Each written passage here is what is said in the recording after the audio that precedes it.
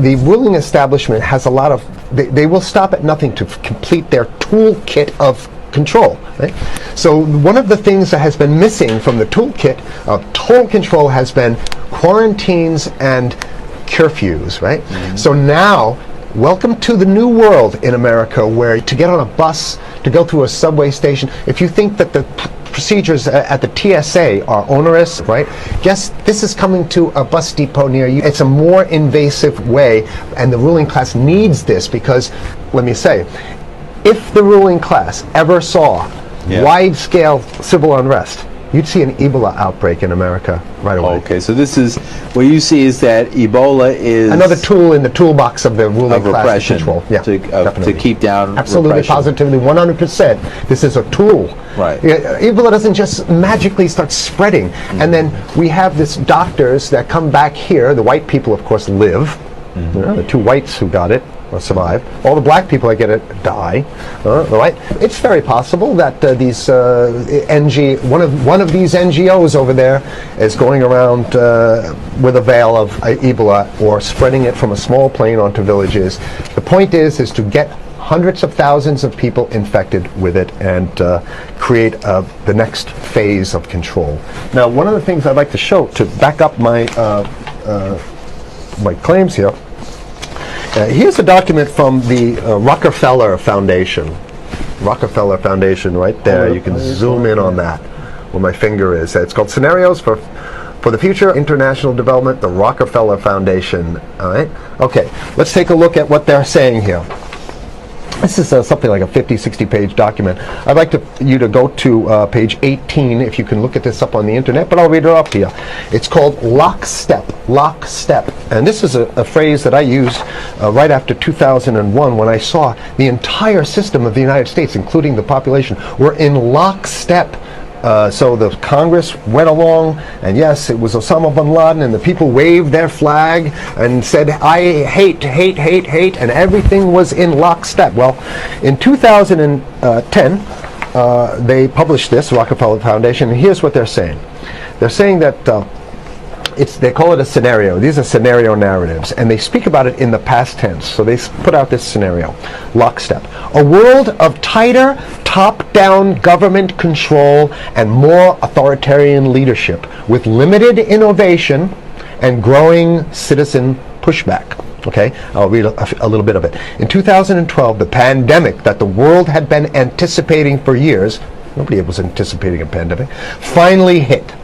Unlike 2009's H1N1, this new influenza strain originating from wild geese, they use some scenario, but this is Ebola they're talking about. Ahead. Even the most pandemic prepared nations were quickly overwhelmed when the virus streaked around the world, infecting nearly 20% of the global population and killing 8 million in just 7 months, the majority of them healthy young adults.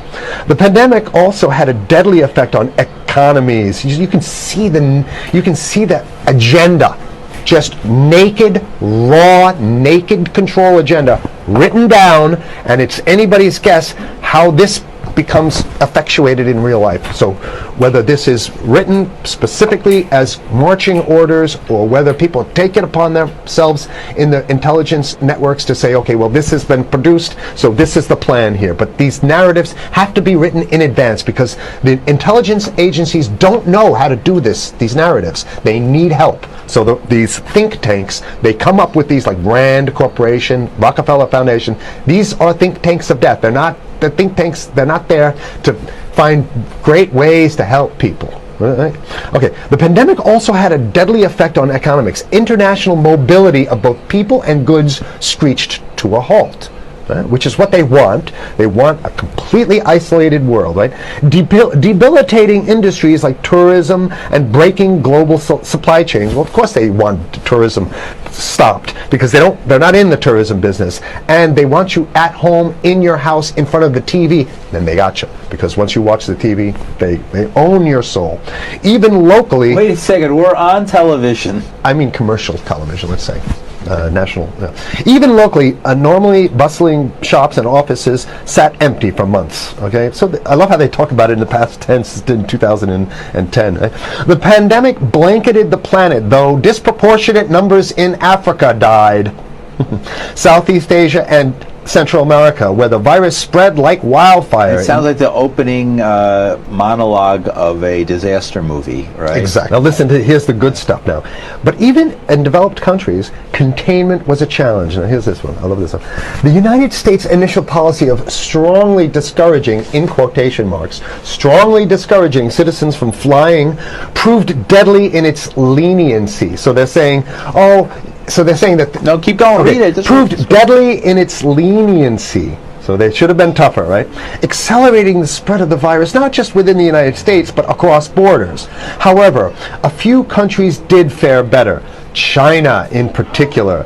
The Chinese government's quick imposition and enforcement of mandatory quarantine for all citizens, as well as its instant and near hermetic sealing off of all borders, saved millions of lives, stopping the spread of virus far earlier than in other countries. So the message is here is we have to look towards the Chinese, the oppressive totalitarian Chinese regime as an example of what we need to be doing here. And of course, the ruling class here loves the Chinese regime because they have demonstrated to the ruling class the most efficient form of capitalism, which is authoritarian capitalism. So we have capitalism, but unfortunately we have this veil. I get it. We have this veil of democracy. This is very interesting. This is continue on. Okay.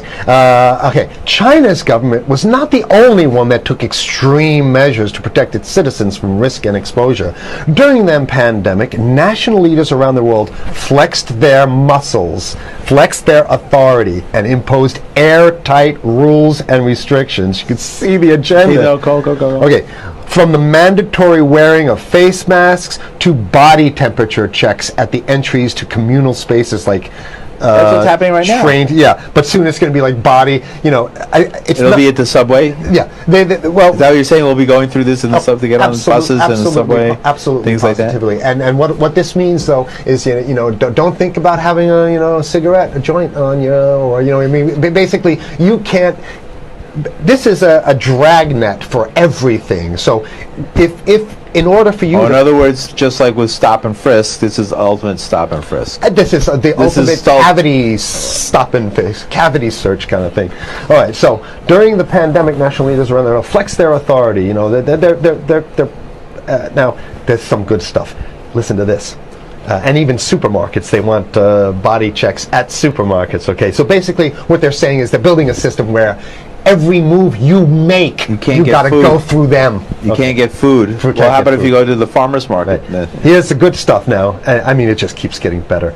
Even after the pandemic faded, this more authoritarian control and oversight of citizens and their activities stuck and even intensified. That's the whole point. So they're going to get rid of... Didn't that happen already with 9/11? Of course. 9/11 was how many, 14 years ago, and we still have all these draconian So rules. they're going to put the body cavity USA, searches Patriot, and all that. That's right. So in order to get to a supermarket, you got to have a body cavity search, and then when there's no more Ebola, well, you know what?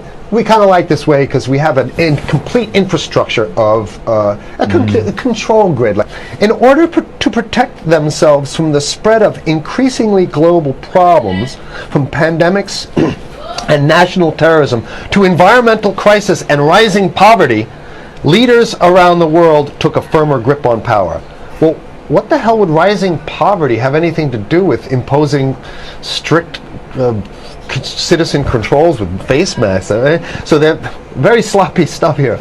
At first, the notion of a more controlled world gained wide acceptance and approval. I'm sorry, nobody likes this stuff. They're just saying it.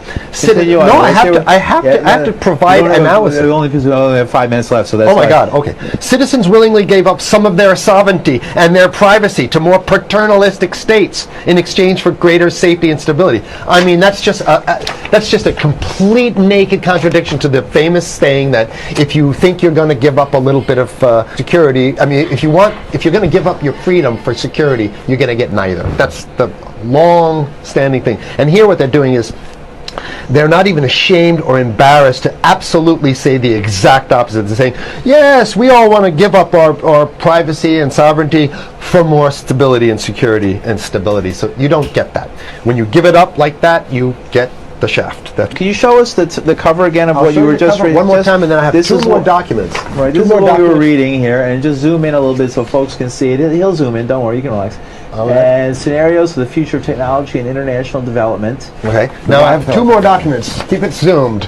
We have the National Security Memorandum of December 10th, 1974. This is Henry Hold it down. Kissinger's brainchild. The National Security Memorandum number 200. You can look that up on your internet. I'll summarize it. He says that there's too many people, we got to get rid of the population. So to answer your question. Oh, from earlier. Yeah, he says, he used the word depopulation, which is different. Depopulation means killing people that already exist, and it's to get the minerals, because we need the minerals. And here's another one. The CDC has a patent on Ebola. They patented it. Yeah? Right. So basically, if you want to get a cure for your Ebola, Here you it got to says go. it right up here, right? It says human Ebola virus species and compositions and methods thereof, and it's a patent. It's a patent. They patented the main strain plus something like 17 other strains of it. So they own it now, and I don't know how exactly you can own that, but apparently they've done the same thing. Yeah, I didn't think you could own a natural. Yeah, you can. I guess the main thing to finish off this show is this: that they want to get more control, more and it's going to be curfews and quarantines. So what I'm saying is that unless the American people start to get some new way to revolt, a new way to organize, new way to protest, unless we can break through the apathy, because that's what we have here, then it's going to be a slave state here. The ruling class doesn't seem to have too much resistance. They're getting everything on their Christmas shopping list, and they've been wanting quarantines and curfews for a long time. Now they got it. And if you want to live in a world where you're tricked into all this stuff because it's for your safety, right? And if you want to have a probe and make sure you got to check your pockets, make sure you don't have anything incriminating on you before you go out, and when you step out of your house, you want some police there to monitor and see what you're doing. If that's the world you want to live in, be apathetic, don't do anything. You're going to get that world very soon. It's coming your way, definitely.